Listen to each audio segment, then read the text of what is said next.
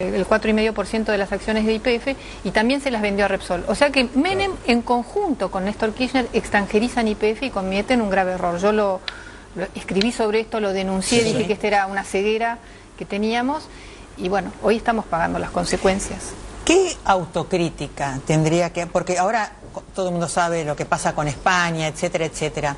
Pero ¿qué crítica tenés para hacerle a Repsol? Vayamos por partes. Crítica al gobierno, crítica después a Eskenazi. Pero empecemos por esa crítica que fue el error de Menem. ¿Cuál fue la crítica a Repsol, por ejemplo, en ese momento? Bueno, en realidad Repsol hizo un negocio redondo porque España no tiene yacimientos. No tenía producción. No tenía producción. Entonces se hizo de producción de yacimientos y de reservas, lo que necesita una empresa petrolera, comprando las reservas de YPF en la Argentina, que en ese momento teníamos casi la mitad de la producción del país. Hoy tenemos solamente, YPF tiene solamente entre el 30 y el 25 y el 30, o sea que en ese momento tenía casi la mitad de la producción del país. Y además todos los yacimientos internacionales que han quedado del lado de Repsol, no los tiene más YPF. Entonces, ¿qué críticas le haría? Que Repsol nunca invirtió. Desde que se hizo cargo siempre sacó más dinero del que invirtió. Invirtió mucho, ellos dan números, pero siempre retiró. Te diría que desde el año 2003, desde que está este gobierno, casi el 100% de las utilidades. ¿Vamos a un corte y seguimos? Dale, ya volvemos. Y acá estamos nuevamente con María Eugenia Estensoro, senadora de la Nación por la Coalición Cívica. Estábamos hablando de YPF, estábamos hablando de las críticas que le hacías vos en su momento a Repsol y a Repsol cuando Menem le vendió a Repsol, ¿no? Sí. Hoy, con las declaraciones de la presidenta, con las nuevas decisiones del gobierno nacional, ¿cómo sería el panorama? Y la verdad que a mí me parece difícil es que quienes vendieron y destruyeron YPF, que fue Menem en el 99, pero también Néstor Kirchner, y Cristina estaba a su lado, y en el 2008 con la argentinización y la entrada de Eskenazi, el grupo Eskenazi, banqueros sin experiencia en petróleo que no pusieron plata, y que ahí es cuando es la peor parte de YPF se da en esos años, ¿no? De la gestión de Repsol.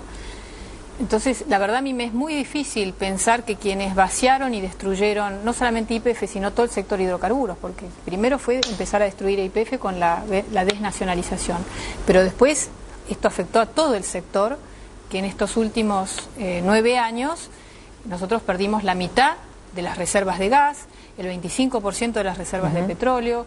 Hoy tenemos que importar cantidades crecientes y no tiene que ver solamente con Repsol, sino que las 10 principales empresas del país les ha caído la producción. Entonces, a mí me parece difícil que el mismo elenco, es como si uno tuviera un director técnico durante 9 años, del seleccionado, que durante 9 años perdió todos los mundiales, los partidos, y ahora viene y dice, bueno, ahora vamos a hacer esto y vamos a salir adelante. Yo creo que ni en 9 años, en 3 meses, 4 meses, ya la sociedad los hubiera sacado.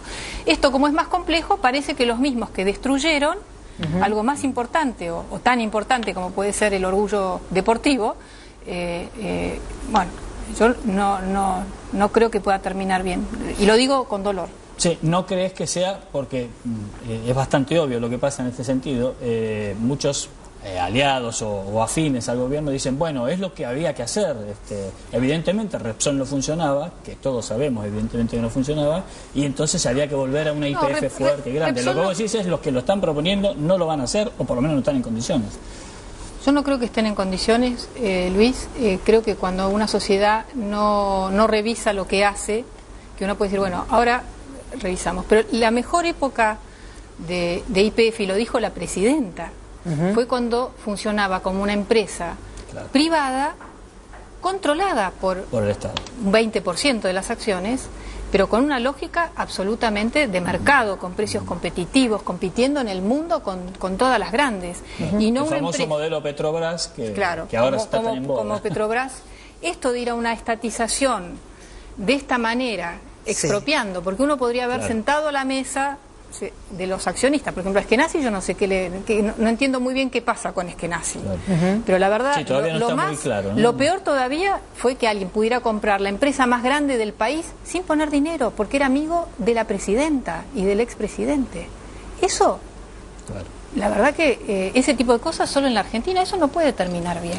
A mí me encantaría que hubiera una empresa, que YPF fuera una empresa argentina controlada accionariamente por el Estado argentino, pero con un plan y además donde en un sector donde lo que se alienta es la inversión principalmente del sector privado. El público tiene que ir a lo que es más complejo, a diversificar nuestra matriz energética, porque el petróleo tiene un horizonte limitado, sí, limitado, y la Argentina es un país, es el país que tiene mayor dependencia a los hidrocarburos. Nosotros tenemos dependencia como si fuéramos Rusia, pero Rusia es uno de los grandes productores del mundo y nosotros somos absolutamente marginales. Para la gente que está en su casa, para la señora que está en su casa, para el señor que no entiende, ¿cómo se vería el resultado de una YPF funcionando bien, que haya nafta, que el precio sea ¿cómo sería el resultado? ¿Qué tendría que ver la gente para darse cuenta que funciona bien? Bueno, primero, hoy en la mayoría de las provincias no estarían los gobernadores, incluso el gobernador Peralta de Santa Cruz, pero también el gobernador Bonfatti de Santa Fe, que no pueden pagar los sueldos. No pueden pagar los sueldos, ¿por qué? Porque el gobierno tiene que pagar una cuenta. Esto a la casa todavía no le llegó a la señora o al señor, pero los gobernadores lo saben, porque el gobierno nacional está aspirando todo el dinero porque tiene que pagar 12.000 millones de dólares este año de importar energía por su mala política de petróleo. Entonces hay mucho malestar en las provincias. En la Ciudad de Buenos Aires lo sentimos porque este es un gobierno, la Ciudad de Buenos Aires tiene una autonomía económica, pero las provincias hay una situación muy delicada. ¿En qué también lo sienten? Las industrias lo sienten, Ani, desde hace años, porque tienen restricciones al uso de energía. Entonces, esto se ha tapado con estos subsidios, que el gobierno tiene hasta 40.000 millones al año de subsidios a empresas, pero la producción sigue cayendo, porque el modelo no funciona. Entonces, vamos a tener una YPF estatal, pero en este marco, bueno, va a ser otro traspié. Claro, parece que no se tuvo en cuenta o no se está prestando atención a esos puntos, ¿no? Claro, el tema es complejo, es más difícil que lo pueda entender. Hoy veíamos en la Casa Rosada todos aplaudiendo, pero pero también aplaudieron la privatización que llevó adelante mi padre. Néstor y Cristina Kirchner los primeros. Entonces, ¿qué? La elogió la presidenta el otro día, lo que van a hacer ahora es completamente diferente. Después, muchos aplaudieron, muchísima gente aplaudió en el 99, porque las acciones de YPF se vendían mucho más de lo que costaban al principio. Entonces, siempre encuentran, nosotros aplaudimos, pero después lloramos. Y yo creo que lamentablemente este va a ser un caso donde aplaudimos. A mí me encantaría que YPF fuera Argentina. ¿Cómo no me va a gustar? Claro. Pero no de este modo, no cerrándonos cada vez más, violando todo el tiempo las reglas. El petróleo es un negocio de muchísima, que requiere mucho dinero, donde el sector privado, con reglas claras de un Estado transparente y fuerte, tiene que invertir cantidades cada vez más grandes. Pero en las escuelas no va el sector privado, no va a los ferrocarriles, no va a un sistema de transporte o hospitales, porque eso no es rentable. Ahí es donde el Estado tiene que hacer sus grandes inversiones, pero no en esto donde tiene que controlar, y lo que ha hecho el gobierno es no controlar, todo lo contrario. El tema de combustibles también se va a sentir cada vez más claramente, ¿no? Claro, porque hoy en día lo que nos pasa es que las refinerías de YPF y las refinerías de las empresas privadas ya no dan abasto. Hay que invertir en construir más refinerías, nuevas refinerías. ¿Con qué plata lo va a hacer el Estado nacional? En vez de hacer hospitales, va a estar haciendo refinerías, porque si ahora es principalmente YPF una empresa estatal, y es que Nassi, si sigue de socio, porque a mí no me ha quedado claro, no tiene plata, porque compró la empresa sin plata, entonces la cosa es, ¿quién va a poner el dinero para las cosas? Esa es la pregunta. Como dirían en CQC, qué buena pregunta, Mario. María Eugenia, ¿vos crees que esto va a traer consecuencias concretas a nivel internacional? Estas amenazas que ha habido de la Unión Europea y de España en particular, incluso hoy mismo. Vemos que en la Cumbre de las Américas, la verdad que no hubo acuerdo ni siquiera para tratar algo que es mucho más fácil, que es el tema de los reclamos sobre las Malvinas, y que fue un tema en la agenda. Ya el grupo de los 20 ha empezado a tener medidas, ¿no? Duras con la Argentina, como es que el Fondo Monetario Internacional empiece a darle estadísticas sobre la evolución de la economía argentina, no basadas en el INDEC, como hacía hasta ahora, sino también con las estimaciones del sector privado y de los institutos provinciales. Entonces, como para sortear esta mentira, este engaño estadístico del gobierno, este cerco estadístico en el que nos hemos metido.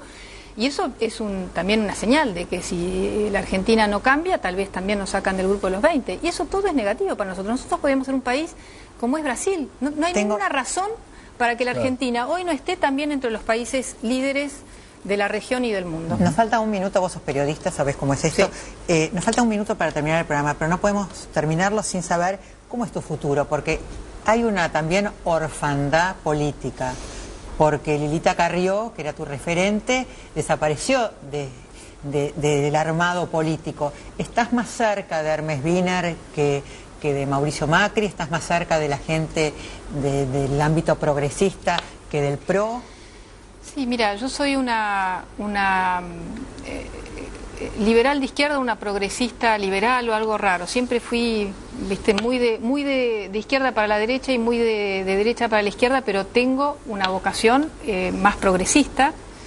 Y yo creo que tenemos que la coalición cívica, y muchos estamos trabajando en ese sentido, para que la Argentina tenga una alternancia, una alternativa al sistema de partido único. El justicialismo tiene su recambio hacia futuro, pero la Argentina no puede quedar encerrada en una democracia de partido único. Eso no es democracia. Entonces, nuestra responsabilidad, y yo estoy trabajando en ese sentido, creo que tenemos que buscar un acuerdo con el FAP y con otras fuerzas políticas, y yo diría reeditar lo que fue el acuerdo cívico y social, porque además eso es lo que la sociedad nos está pidiendo, que encontremos los puntos de acuerdo, pero que también que estemos pensando más estratégicamente. Lo del petróleo no se está pensando estratégicamente, y esa es mi mayor crítica. Media palabra, ¿van a juntar los votos en el Senado para reposo sí o reposo no? ¿Sin reposo o con reposo? Todavía no están. Si los van a juntar, no te lo puedo anticipar hoy, pero hoy no están. Muchas gracias por estar acá. María, por venir. ¿Nos vamos? Nos vamos. Hasta el próximo lunes.